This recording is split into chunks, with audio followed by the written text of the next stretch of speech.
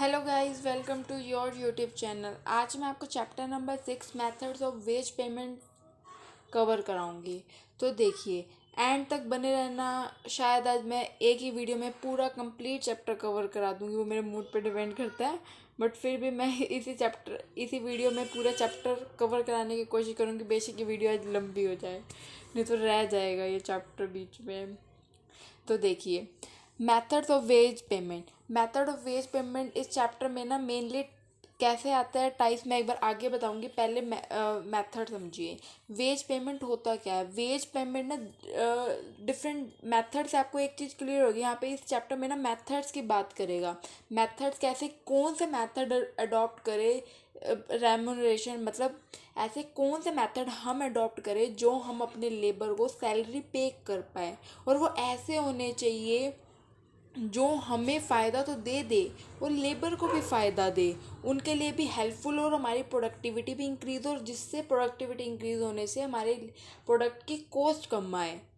इससे हमारा भी फ़ायदा होगा और कंपनी का भी फ़ायदा, मतलब लेबर्स का भी फ़ायदा होगा। तो हम इसमें वो डिफरेंट डिफरेंट 3 टाइप्स के मेथड्स होते हैं, वो हम पढ़ेंगे कि कैसे हम मेथड अडॉप्ट करें जो एम्प्लॉयज़ को मोटिवेट भी करेगी। आई होप सो आपको इतना क्लियर होगा। बुक के अंदर ना मीनिंग नहीं दिया हुआ, ठीक है, तो मैं आपको लिखवा रही हूँ। मैं वो ऐड करना पेज भूल गई मीनिंग का। मैं आपको बोल रही हूँ, एक बार ये सुनिए, अपनी नोटबुक में नोट डाउन कर लीजिए। अगर ये मेथड पूछता है तो ये नहीं कि मुंह उठाया और सीधा मेथड लिख दिया, नहीं। मैं पहले मीनिंग एक्सप्लेन करना, बड़ी बड़ी हेडिंग डाल के मैं हर वीडियो में आपको समझा रही हूँ कैसे लिखना है। मीनिंग डाल के बड़ा बड़ा हेडिंग में एक्सप्लेन करना, वेज पेमेंट क्या होता है, वेज पेमेंट सिस्टम क्या होता है, ठीक है। तो मैं बोल रही हूँ, जल्दी देखिए। Wage payment system are the different methods adopted by organization by which they remunerate laborers. Full stop. There exist several systems of employees, wage payment and incentives which can be classified under the following names. I hopes आपने note down कर ली होगी। अगर note down जिसका कुछ रह गया है तो एक बार वीडियो यहीं पे स्टॉप करो और पीछे जाके देख लो, ठीक है। अब ये देखो, ये आपकी बुक में ऐसा कुछ पेज दिख रहा होगा,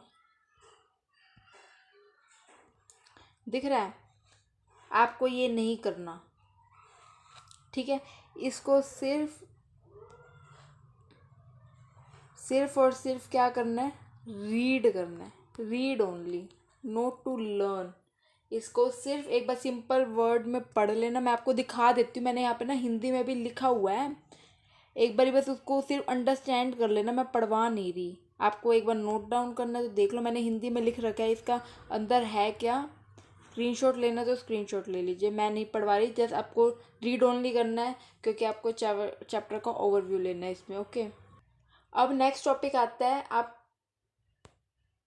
आपको नीड क्यों है, मोटिवेट के लिए क्यों नीड है। इंसेंटिव स्कीम हम क्यों अडॉप्ट करते हैं, ताकि हम मोटिवेट कर पाए, एक तो खुद को कर पाए और सामने वाले को, जिसको हम दे रहे हैं इंसेंटिव ये स्कीम, वेज सैलरी पे कर रहे हैं, हमने अपनी कंपनी के लिए हायर कर रखा है ना लेबर को, तो हम उसको मोटिवेट कैसे करें, सैलरी के फॉर्म में मोटिवेट करते हैं। तो हम उसको इंसेंटिव एक्स्ट्रा प्रोवाइड करके मोटिवेट करके और अपने टारगेट जल्दी से जल्दी अचीव करने की कोशिश करते हैं, और बिना कोई गपले भी कहते हैं ना कि नहीं उसको हम अपनी इतनी सैलरी देते हैं, उसको ना वो कहे कि नहीं कंपनी मेरे को इतना बेनिफिट दे रही है तो मैं भी कंपनी को बेनिफिट दूँ। तो इसलिए वो मोटिवेट होता है, इसलिए उसको एक्स्ट्रा इंसेंटिव हमने टेक्स्ट की बुक में पढ़े होंगे कि कैसे कैसे इंसेंटिव प्रोवाइड करता है। तो सिंपल से समझना, बाकी अपनी एक बारी देख लेना। ये वाली लाइन है यहाँ से, टू मोटिवेट करने के लिए हम देते हैं इंसेंटिव। नीड इसलिए होते हैं हम उनको मोटिवेट कर पाए। The scheme are useful to worker also as they get scope to earn more wage. ये ना उसको इंसेंटिव ऐसे प्रोवाइड करते हैं बच्चों, मैं अभी मेथड्स के थ्रू बताती हूँ कि ना जैसे उनको टारगेट देते हैं, अगर तुम इससे ज़्यादा हज़ार यूनिट से ज़्यादा प्रोड्यूस करोगे ना तो हम तुम्हें ना 1,000 रुपये देंगे। जैसे यूनिट, एक यूनिट जितने यूनिट फालतू प्रोड्यूस करोगे ना, एक यूनिट के हिसाब से तुम्हें 20 रुपये देंगे। तो इससे ना उनकी जल्दी जल्दी मतलब उनको एक ज़्यादा इंसेंटिव मिलता है, मतलब सैलरी, मतलब पैसे ज़्यादा मिलते हैं, तो इससे ना उनका लिविंग का स्टैंडर्ड इंक्रीज होता है, तो इसलिए वो मोटिवेट होते हैं, इसलिए कहा गया वो मोटिवेट होते हैं। ओके, अब मोटिवेट मैंने बोल दिया, इस पर आपके पास बहुत सारी लाइन होगी लिखने के लिए। बच्चे मैं थोड़ा इसलिए थोड़ा फास्ट फास्ट करा रही हूँ, स्लो स्लो नहीं करा रही, क्योंकि मुझे इस चैप्टर में, मतलब इस वीडियो में सब कुछ कवर कराना है।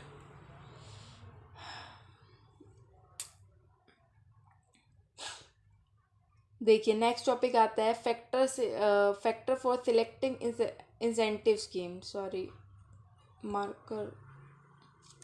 देखिए factor for selecting incentive scheme, कौन से फैक्टर होते हैं जो इंसेंटिव स्कीम के लिए अफेक्ट करते हैं, फैक्टर अफेक्टिंग होते हैं। फर्स्ट प्रोडक्टिविटी, फर्स्ट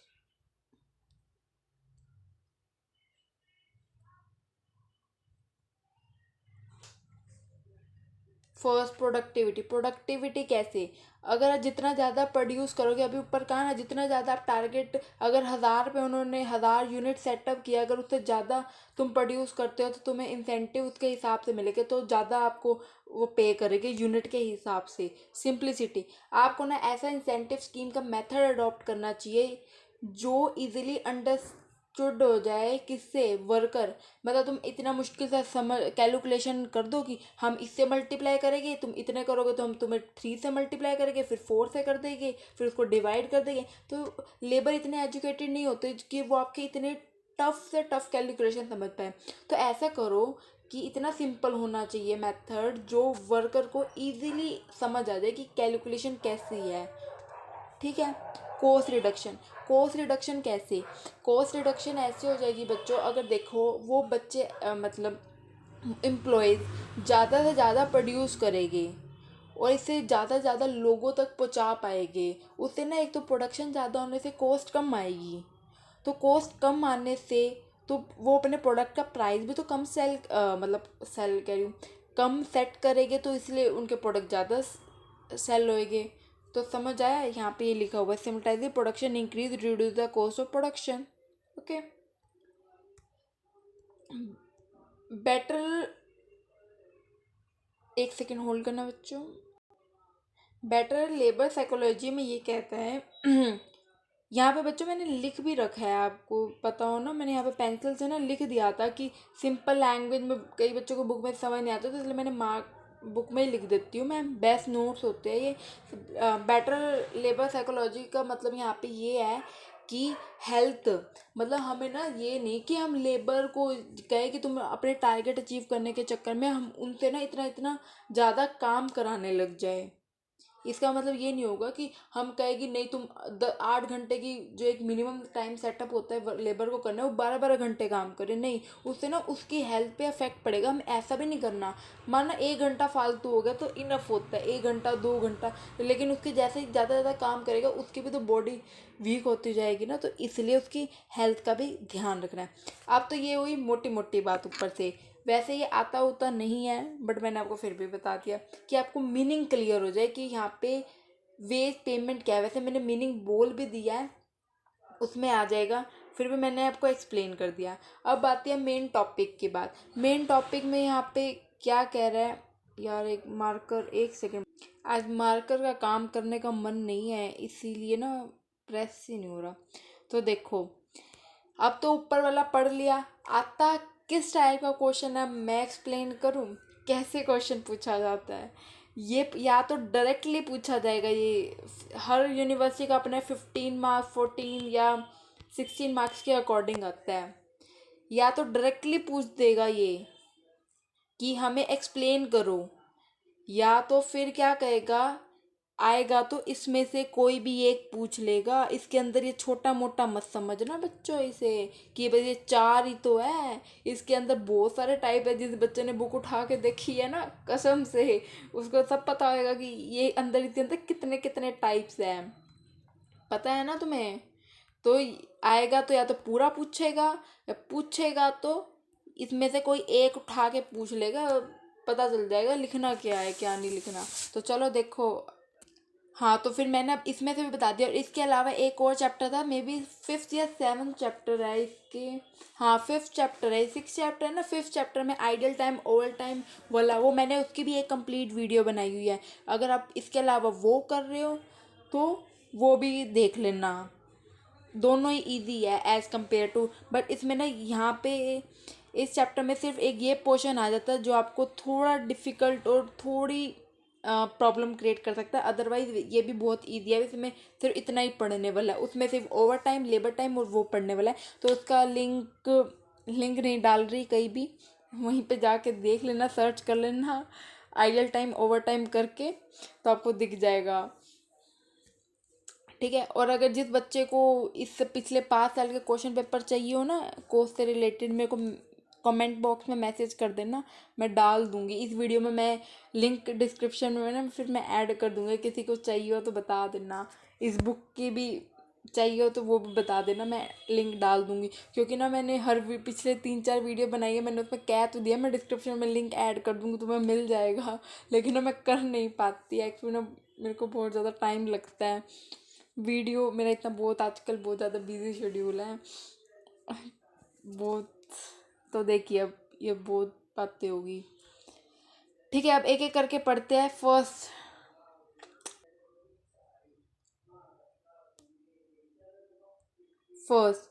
क्या कह रहा है, टाइम रेट सिस्टम। हम अकॉर्डिंग टू टाइम वेज के अकॉर्डिंग देंगे, मतलब जितने घंटे काम करोगे उतने घंटे के पैसे देंगे, समझे। टाइम वेज क्या कह रहा है, तुम जितने घंटे काम करोगे, तुम 10 घंटे काम करते हो तो हम तुम्हें 10 घंटे के पैसे देंगे। तुम 1 घंटा काम करते हो तो हम तुम्हें 1 घंटे के पैसे देंगे, जितना काम उतने पैसे। This system is paid by time based wages and regardless output. इसमें रिगार्डलेस आउटपुट का क्या मतलब कह रहा है, रिगार्डलेस टू आउटपुट, वो ये नहीं देखेगा तुमने कितना प्रोड्यूस करा, कितने यूनिट बनाए। बेशक तुमने पूरे दिन बैठ के 8 घंटे बैठ के तुम्हें एक यूनिट प्रोड्यूस कर रहा है, लेकिन तुम्हें देगा वो कितने के पैसे, 8 घंटे के। अगर तुमने काम करा तो 8 घंटे के पैसे देगा, क्योंकि तुम 8 घंटे ऑफिस में थे, अपनी फैक्ट्री में थे उनकी। ठीक है, वो आर्ली भी दे सकता है, या तो तुम्हें हर घंटे पैसे तो डेली बेसिस पे भी दे सकता है, वीकली भी दे सकता है, मंथली भी दे सकता है, कि तुमने पूरे मंथ में कितने घंटे काम करे, ऐसे करके। ओके, और इसका कैलकुलेशन करने का ये होता है, याद कर लेना, फॉर्मूला भी है फॉर्मूला कह रही, न्यूमेरिकल भी है, तो याद कर लेना। पेपर में 2 नंबर में भी आ सकता है, आया भी हुआ था, मे बी इस साल आया था, आया था कुछ तो आया था। मैं एग्जैक्टली मैं क्वेश्चन पेपर का लिंक मांगोगे तो मैं डाल दूंगी डिस्क्रिप्शन में। ठीक है, धक्के खाने की इधर उधर ज़रूरत नहीं है कि तुम इतना इतना सर्च करो। आपकी टीचर आपके साथ है तो मेरे से मांग लेना, मैं आपको हर बुक के क्वेश्चन पेपर सेंड कर दूंगी, टेंशन मत लेना। बस इतना मत करना कि तुम पेपर से एक दिन पहले मांगो, मैम पेपर के वो को दे देना एक दिन पहले मत मांगना, 4-5 दिन पहले मांगूंगी, मैं दे दूंगी। इतने अच्छे अच्छे बच्चे हैं, पेपर से 1 घंटे पहले भी मैसेज कर दिया करो मैम कि मेरे क्वेश्चन पेपर बुक वीडियो दे दो बना के। तो देखो अब ये समझ आ गया इतना फॉर्मूला, कि ये फॉर्मूला क्या है, कितने घंटे आपने काम करा और आपकी वेज कितनी थी। वेज से मल्टीप्लाई करेंगे, आपके अगर 100 रुपये है और आपकी सैलरी 1000 रुपये है, 100 रुपये लगा लो तो इतना हो जाएगा। ओके, 10,000 रुपये। तो टेबल ऑफ वेज सिस्टम, इसकी क्या सूटेबिलिटी है, इसमें ना हम यूनिट मेज़र नहीं करते। क्या नहीं मेज़र करते, यूनिट मेज़र नहीं करते। सूटेबिलिटी इतनी खास नहीं है, बट फिर भी मैं आपको पढ़ा रही हूँ कि मतलब इसमें ये फैक्टर कह रहा है कि इसमें ना वो इम्पोर्टेंट नहीं है। क्या इम्पोर्टेंट नहीं है, क्वालिटी इम्पोर्टेंट नहीं है। तो आगे देखो, एक बार बताओ, अगर तुम ये सूटेबिलिटी ना भी लिखो ना चलेगा, एडवांटेज और डिसएडवांटेज हाईलाइट करके है ना, बड़े बड़े बैलून्स में या स्टार में, जो तुम्हें आता हो। तो देखो एडवांटेज क्या है, एडवांटेज क्या है, ये एक सिंपल कैलकुलेशन का मेथड है। सिंपली आप इसको कैलकुलेट कर सकते हैं, रिकॉर्ड कर सकते हैं। आपको इससे इतना एश्योर हो जाता है कि वेज कितनी है। आपको इसको इससे ना क्या एक सबसे बड़ा बेनिफिट होता है, आप अपनी क्वालिटी पे मतलब क्वालिटी क्या कह सकते हैं आप ना, इस पे अपनी क्वालिटी पे पूरा ध्यान दे सकते हैं। बेशक 8-10 घंटे बैठे रहो एक ही प्रोडक्ट बनाते रहो, लेकिन वो जो क्वालिटी निकल के आएगी ना उस प्रोडक्ट की सबसे बेस्ट होएगी। ठीक है, इसमें डिफरेंट डिफरेंट ग्रेड के वर्कर्स को काम करने का मिलता है, सेम वेज मिलते हैं, जितने घंटे काम करोगे सबके लिए सेम है, कोई डिफ्रेंशिएट नहीं किया गया यहाँ पे। अब इसका उल्टा कर दो भाई, इसमें रिगार्डलेस क्या है, इसमें क्वालिटी पे ध्यान नहीं देगी, बंदा कुछ भी बना दे, मतलब जल्दी जल्दी प्रोड्यूस करता जाए और बैठा रहे। क्यों प्रोड्यूस करता जाए? इसमें यह the worker do not feel encourage, इसमें ना लेबर ना इनकरेज फील नहीं करता, वो ना ऐसे कहता है कि ठीक है हमें 8 घंटे आना टाइम पास करना, 10 घंटे बैठे रहना, हमें सैलरी मिल जाएगा, वो ठीक है वो एम ही बैठे रहते हैं, क्योंकि इसमें ना प्रोडक्शन नहीं है, उनको प्रोडक्शन से रिलेटेड ना इंसेंटिव प्रोवाइड हो गए, इसमें वो चीज़ है ही नहीं। उन्होंने कहा तुम जितने घंटे काम करोगे हम उतने घंटे के पैसे दे देंगे बस, चल क्वालिटी की भाड़ में। ये थोड़ा होता है, उनको इंकरेज ही नहीं होगा तो जॉब पे क्या कहेंगे, कहेंगे हम घंटे बैठे रहते आएंगे टाइम पास करेंगे, ना ही लेबर उसको फ़ायदा होगा ना ही उसको फ़ायदा होएगा। ठीक है, और एफिशिएंट और इन लेस एफिशिएंट वर्कर को सेम ग्रेड पे मिल रहे हैं। अब जो कहेगा हम इतनी इतनी मेहनत करके वो करते हैं, उसके पास इतनी अच्छी क्वालिटी भी नहीं है, इतना उसका स्टैंडर्ड ही नहीं है, तो हम तो हमारा तो स्टैंडर्ड बहुत ऊँचा है, हम क्यों उनके जैसी वेज सेम ले? तो ये तो गलत बात है। इससे प्रोडक्टिविटी डिक्रीज होएगी और लेबर कॉस्ट इंक्रीज हो जाएगी, प्रोडक्टिविटी डिक्रीज होएगी इससे लेबर कॉस्ट इंक्रीज हो जाएगी, तो ये भी दिक्कत वाली बात है। और ये बच्चों एक ये न्यूमेरिकल है, ज़रा इसको भी याद करते जानना, और तो कुछ नहीं है, इसको भी याद करते जाना, क्योंकि कई बार ना ये डायरेक्ट ऐसे ही पूछ लेता, हमें एक सुटेबल एग्जांपल दे के बताओ अपने पॉइंट ऑफ व्यू से कोई भी जो लिख पाए। अब यहाँ पे देखो इसको निकालते कैसे हैं। मंथली सैलरी आपको दी हुई है 2,000 रुपये। लीव वेज टैक्स में पड़ी है ना, लीव वेज क्या होती है? लीव वेज 5% किसकी है? इसी की 5% है। एम्प्लॉय कंट्रीब्यूशन फंड 8%, ए और बी का दोनों को मिला के कंट्रीब्यूशन फंड। स्टेट इंश्योरेंस इतना है ए और बी को, ये ए बी है ध्यान रखना, इतने हो गए। प्रोरेटा एक्सपेंडिचर इतने पर मंथ के है। वर्किंग आवर 200 घंटे उसने काम करा। अब इसको नीचे देखो कि 8 घंटे तो उनको बेसिक होते ही होते हैं। मंथली सैलरी उसकी इतनी है, 2,000 ऊपर से उठा के लिख दिए, यहाँ से उठा के लिख दिए सेम।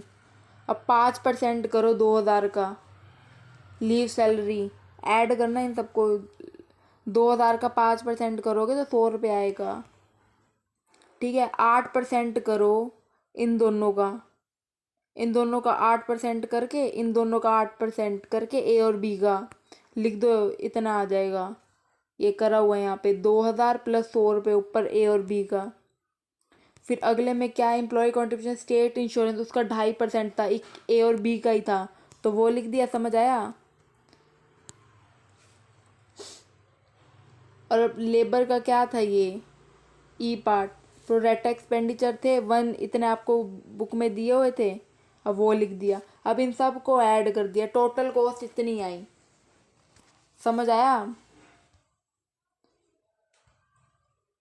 और अब हमें पहले निकालना होगा कि पर आर हमें रुपीज़ नहीं दिए हुए थे कि 1 घंटे की कितनी है, तभी हमने सब कुछ कैलकुलेट करा। तो अब उसको निकालने के लिए 200 घंटे से उसे डिवाइड कर दिया, टोटल खर्चा हमें इतना आया।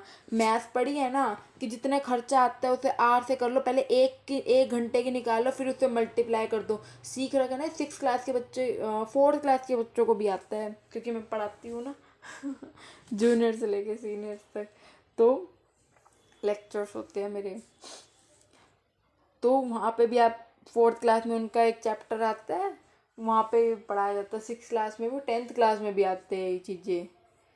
चैप्टर के नेम मेरे को एक्जैक्टली इस टाइम ध्यान नहीं है, तो वहाँ पे ये चीज़ पढ़ा होगा ना। एक की पहले 1 डे की निकालते हैं, फिर 24 डेज की निकालते हैं, जितने डेज की निकालनी होती है, तो इसीलिए ऐसे करके पहले एक की निकाल लो, फिर 1 दिन की 100 रुपये, इतनी सैलरी बनती है। ओके, पर डे के 100 रुपये उसको दे देगी। कितने दिन ना, उससे मल्टीप्लाई कर दो 8 घंटे इसके हिसाब से।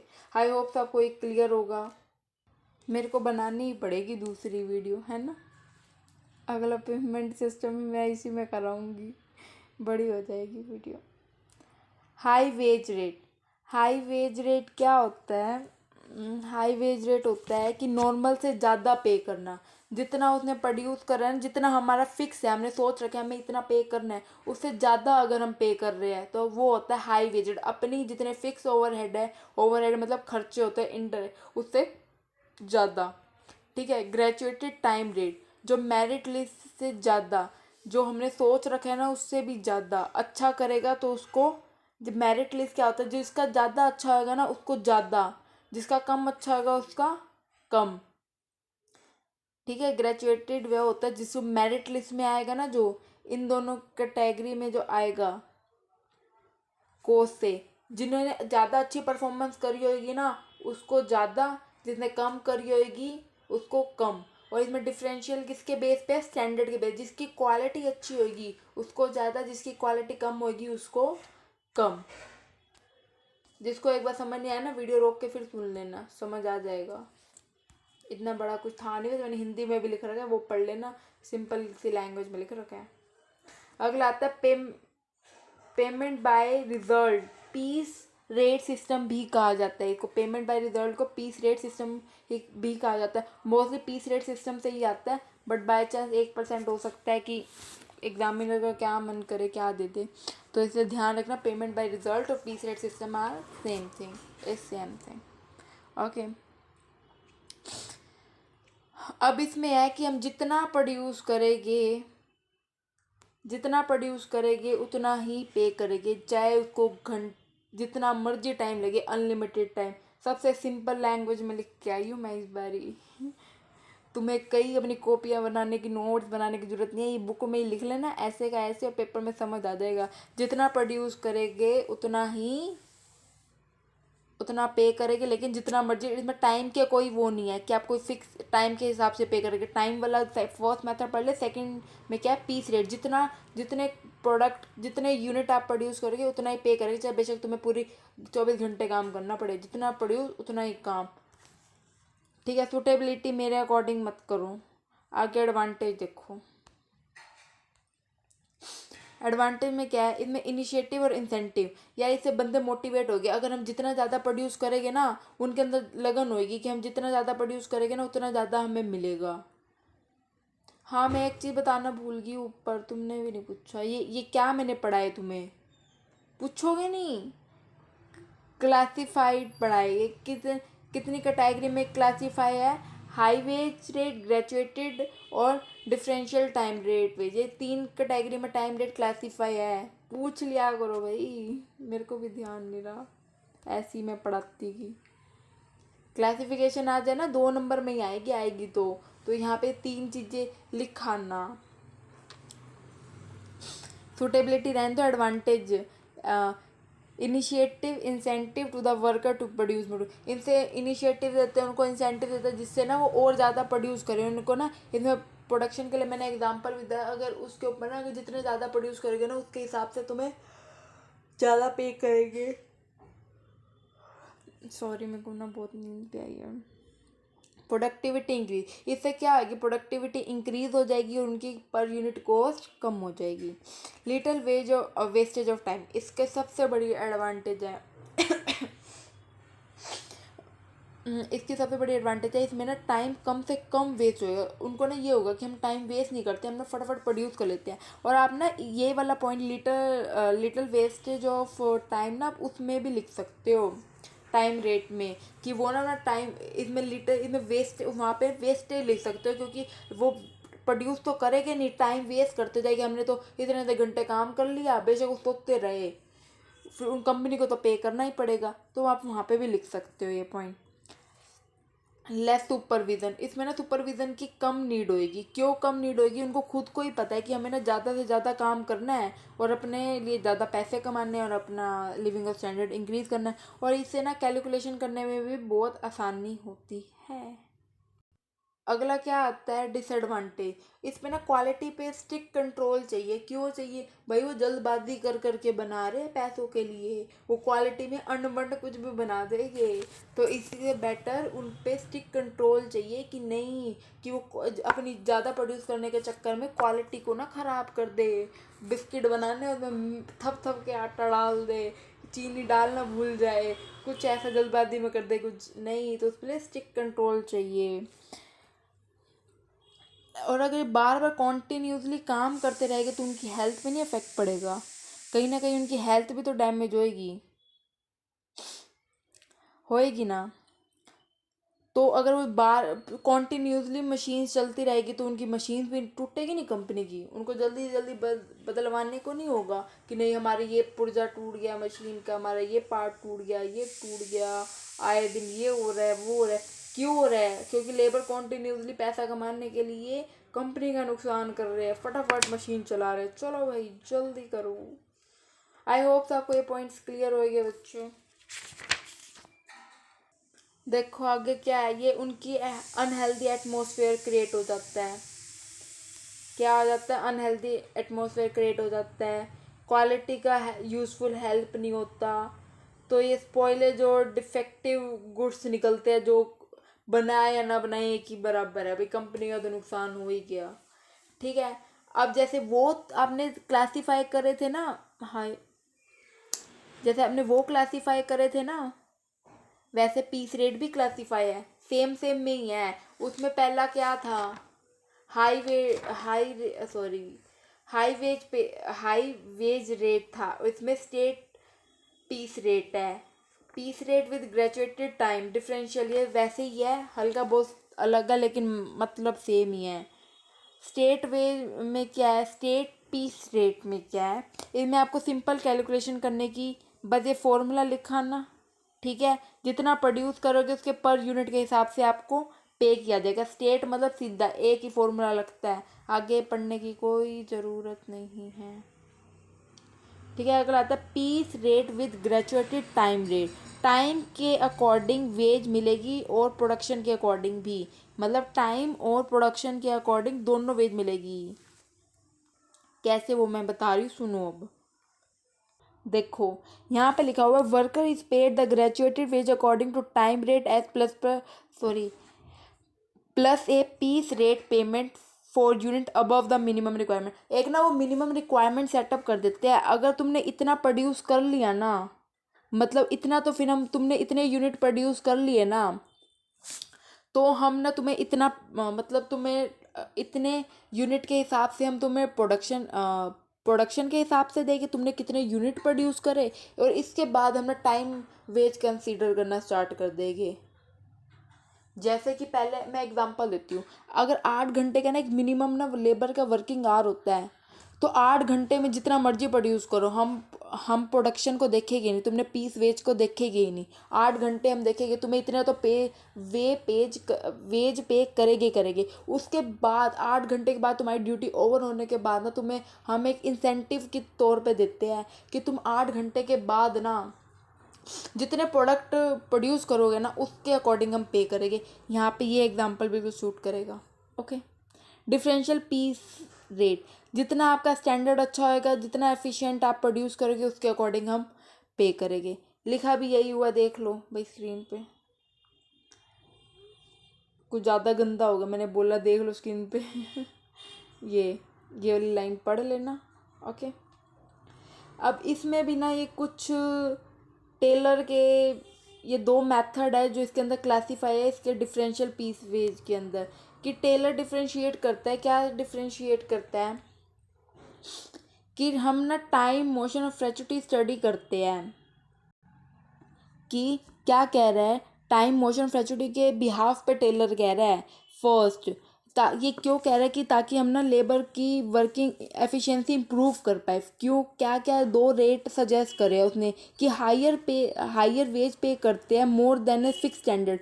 जितना ज़्यादा प्रोड्यूस करेगा ना, अगर जितना उसका स्टैंडर्ड अच्छा होगा तो हम उसके अकॉर्डिंग, अगर उसका स्टैंडर्ड अच्छा होएगा जितना उन्होंने सेट करा है तो उसको ज़्यादा वेज पे करेंगे। स्टैंडर्ड मीन्स अगर क्वालिटी को कह सकते हो तुम, अगर उसकी क्वालिटी इतनी है फिक्स करी है कि 4 पॉइंट लगा लो, 4%, 4 स्टार मिलते हैं स्टार। अगर उसकी 5 स्टार कर देते हैं वो, या 4.2, 4.3 ऐसे को स्टार कर देते हैं अगर कोई लेबर, तो उसको ज़्यादा पे किया जाएगा। ठीक है, अगर लो करता है तो उसको लो, अगर उसके टारगेट उसने अचीव कम करे, स्टैंडर्ड से कम करे, तो उसको लो वेज पे करेगी, लो वेज पे करेगी। और ये एग्जांपल है, एक बार यह खुद भी बना के देख लेना और एक बार पढ़ लेना। अगला आता है मेरिट डिफरेंशियल पीस रेट। इसमें उसने सीधा सा एक टेबल दे दिया, उसमें तो उन्होंने कहा जितना स्टैंडर्ड प्रोड्यूस करेगा उसके अकॉर्डिंग। इसमें सीधा सा यहाँ पे वो कह दिया अगर अप टू 83% करता है उसको नॉर्मल वेज, अगर 80 to 100% देता है तो उसको 1/10 ऑफ नॉर्मल वेज का हम निकाल लेंगे कैलकुलेट। अगर अबव 100 करता है उसको 120% नॉर्मल नॉर्मल वेज का पे करेगी। ये वीडियो यहीं पे ख़त्म होती है। जिसने अभी तक चैनल को सब्सक्राइब नहीं किया तो प्लीज़ जल्दी जल्दी चैनल को सब्सक्राइब कर लो। तो मैंने बीच में एक बार भी नहीं बोला चैनल को सब्सक्राइब कर लो, मेरे को याद ही नहीं था। मैं सच कह रही हूँ, मेरे को याद नहीं था तो मैं बोलती ज़रूर। चैनल को सब्सक्राइब कर लो भाई। और मैं अगला ये वाला पार्ट अगली वीडियो में कराऊंगी, तो प्लीज़ जल्दी जल्दी चैनल को सब्सक्राइब कर लो। अगर अच्छा लग रहा हो तो भाई लाइक भी कर देना, शेयर भी कर देना अपने फ्रेंड सर्कल में। और अगली वीडियो भी देख लेना भाई, पार्ट 1 है, पार्ट 2 ऐसे ज़्यादा नहीं बनाऊंगी, पार्ट 1 पार्ट 2 थर्ड नहीं करूँगी।